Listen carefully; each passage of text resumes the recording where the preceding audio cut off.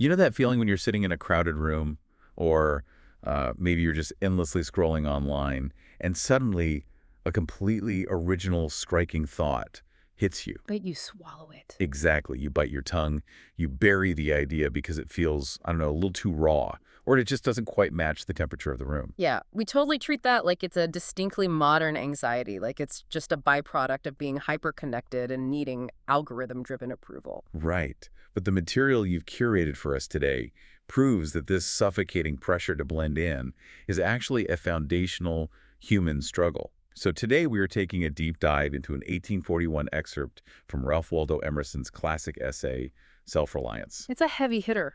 It really is. Eh. And specifically, this text comes to us from the National Humanities Center Resource Toolbox.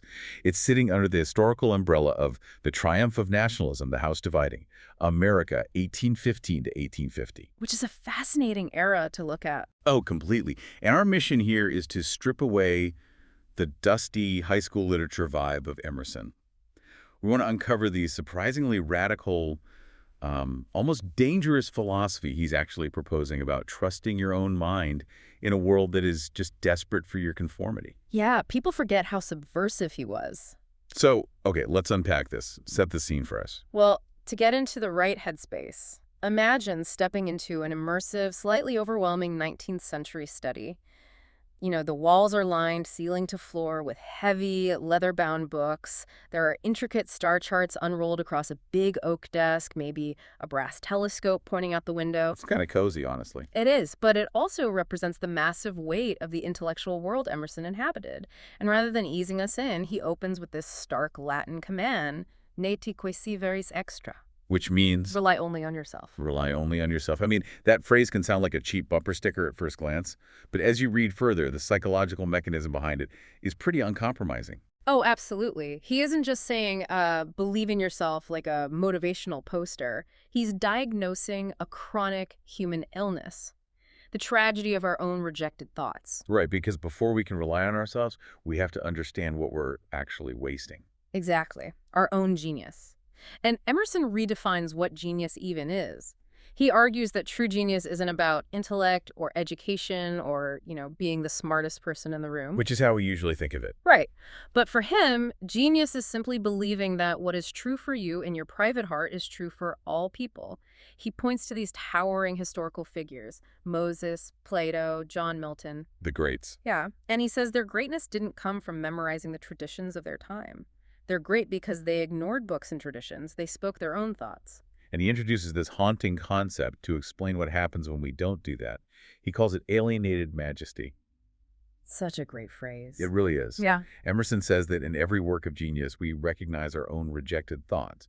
Like they come back to us, but they have this alienated majesty to them. They're almost unrecognizable because someone else is saying them. Exactly. It's like having a brilliant, I don't know, billion-dollar startup idea or a perfect solution at work, but you dismiss it because you tell yourself, well, I'm not an expert. Right. Who am I to say this? Yeah. And then a year later, you watch someone else confidently execute that exact same idea, and you're just left sitting there watching it happen. What's fascinating here is the underlying mechanism of why we dismiss our thoughts so reliably. Emerson points out that we are deeply intimidated by what he calls the firmament of bards and sages. The firmament, so, like the night sky. Yeah, exactly. We look up at the metaphorical night sky, the famous names, the established experts, the historical canon, and the sheer gravitational pull of their reputations just trapped us. We just outsource our trust to the sky. We do. We assume the truth must come from outside of us. But Emerson urges you to watch for that internal gleam of light instead. That fleeting intuition that flashes across your mind from within is way more valuable than all the conventional wisdom combined. But, okay, if that inner genius is so powerful, then our default state should just be brilliance, right? But it clearly isn't. We default to blending in. We definitely do. So there has to be a massive opposing force actively crushing that internal gleam of light. Why is it so hard to hear our own inner voice? Well, Emerson gives that force a very specific identity. His ultimate villain is society. But he doesn't just mean society as a loose collection of people. He describes it as a joint stock company. That phrasing feels incredibly modern. The joint stock company. It's perfect, right? It captures the transactional nature of conformity. In a joint stock company, the members agree to surrender their liberty and their culture just to secure their daily bread. Wow. Yeah, you trade your independence to ensure you get fed and you fit in. And the single most requested virtue by this corporate board is conformity. Self-reliance is its absolute aversion. So we're all just terrified shareholders nervously voting with the board so we don't lose our social dividends. That's exactly it. The company loves names and customs, and it actively despises realities and creators. And Emerson illustrates the physical toll of this transaction so brilliantly with the foolish face of praise. Oh, that part is so visceral. It really is. It's that forced, tight, highly disagreeable smile we paste on our faces during conversations that completely bore us. We all know that smile. Right. Our muscles literally contract into this fake smile out of sheer social habit, just to appease the person talking and to fit in. And to Emerson, that tight smile is the physical manifestation of a spiritual surrender. You are allowing a low usurping willfulness to hijack your own body. It's so unnatural. It is. And to show how unnatural it is, he contrasts this adult prison of conformity with the nonchalance of boys. He actually brings in a reference to Lethe, the mythological river of forgetfulness. Right, in the underworld, you drink from it to forget your past. Exactly. And he explains that a boy in a parlor hasn't yet drank from the river of forgetfulness. He hasn't forgotten his own soul. So when a young kid watches adults pass by, he gives genuine, independent verdicts. Like good, bad, interesting, silly. Right. He doesn't care about his reputation or the social consequences because he hasn't yet been clapped into jail by his consciousness. Okay, but wait. If we all completely ignore social norms and act like unapologetic children, telling everyone exactly what we think to their face, doesn't society just collapse? It's a fair question. I mean, we need some level of baseline conformity just to keep the lights on and function, right? Isn't this just advocating for chaos? It sounds like it, and it's definitely the natural pushback to this philosophy. But Emerson isn't advocating for malicious chaos. He's warning against the complete loss of the self. So cooperation without surrender. Yes, you can exist in society without handing over your internal compass. He's saying that if you conform purely for the sake of fitting in, you scatter your force. You become a follower of mere names and customs instead of a true creator. Your words feel hollow. Exactly. We instinctively know when someone's words aren't truly theirs. That distinction gets really sharp, almost uncomfortably sharp, when Emerson turns his sights on charity. Rejecting polite dinner party smiles is one thing, but he goes to a shockingly extreme level when he talks about being a socially good person. He really pulls no punches here. No, he doesn't. He has this incredibly spicy take on philanthropy. He actively grudges giving the wicked dollar, as he calls it, to miscellaneous popular charities. He complains about funding education for fools and giving alms to sots. And then he drops that famous, brutal question, are they my poor? Here's where it gets really interesting. He makes this incredible claim that he would rather write the word whim on the lintels of his doorpost than have to explain to people why he seeks or excludes company. Which sounds so arrogant. It does. He's essentially declaring, I'm doing this because my internal compass dictates it, and I owe society zero explanation. And this raises an important question. Is Emerson just providing intellectual cover for being selfish? Right. Is he just a jerk?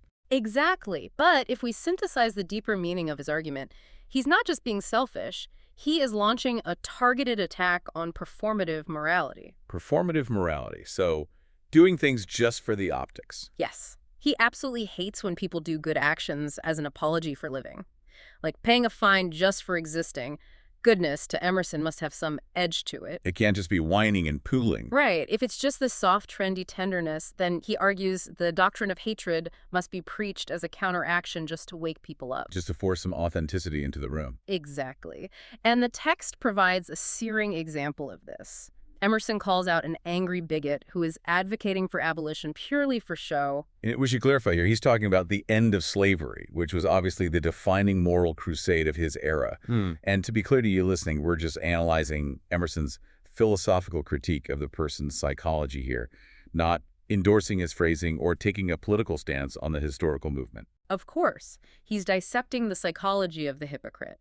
He gives this devastating rebuke, "Thy love afar is spite at home." The love afar is spite at home. Wow. He's saying if you take up a highly visible moral crusade for people 1,000 miles away, but you treat your own family and neighbors with spite, your participation is completely void.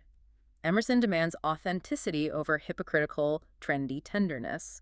So the joint stock company traps us from the outside, and the pressure to perform tracks us morally. But the third trap Emerson outlines is entirely an inside job. It's the psychological prison of our own past. Yes, and this smoothly transitions us into what is arguably the most famous critique in the entire essay, the trap of consistency. Right. The quote is, "A foolish consistency is the hobgoblin of little minds adored by little statesmen and philosophers and divines." The imagery he uses to unpack this is just brilliant and a little grotesque. The corpse. Yes. He asks why you would drag around the corpse of your memory just so you don't contradict something you said yesterday. Dragging the corpse of your memory. It perfectly captures that sunk cost fallacy.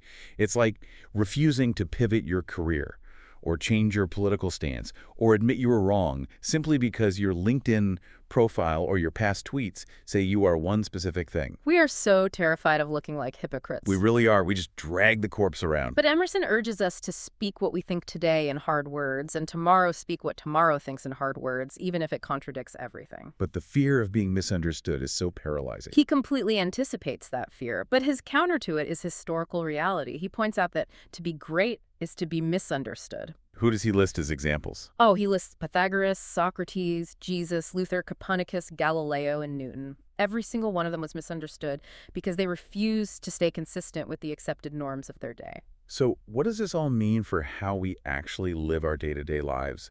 I mean, if we shed society's expectations and we drop the performative charity and we abandon our own past, what does a self-reliant life actually look like on a Tuesday? Well, Emerson brings in this incredibly beautiful, grounded metaphor to answer that. He talks about the roses under his window. The roses. Yeah. He observes that these roses don't make any reference to former roses or to better ones. They don't have imposter syndrome. Right, they aren't looking at the rose next door feeling inadequate. Exactly. They simply exist with God today. There's no time to them. They are perfect in every moment. But man, on the other hand, constantly postpones life. We lament the past, or we stand on tiptoe trying to foresee the future. We just refuse to live perfectly in the present. We do. And he translates this from the garden to human society with this ultimate example. He contrasts what he calls city dolls with this sturdy lad from New Hampshire or Vermont. It's a perfect sociological observation from 1841. So the city doll is like a young genius in Boston or New York. They try to get a prestigious office job, and if they fail within a year, they are just disheartened for life. Their whole sense of self is shattered. Totally. But then you have this sturdy lad from the country. This kid tries absolutely everything. He teams it, farms it, peddles goods, preaches, edits a newspaper, goes to Congress, and no matter what, he always falls on his feet like a cat. If we connect this to the bigger picture, the sturdy lad doesn't postpone his life. He has 100 chances because he relies entirely on himself. He tosses the laws, the books, and the idolatries out the window. He isn't dragging a corpse around. Right, and this is the true manifestation of power for Emerson. Power doesn't reside in resting or having achieved something. It resides in the moment of transition, the darting to an aim. The darting to an aim. That's incredible. So as we wrap up, let's distill this down.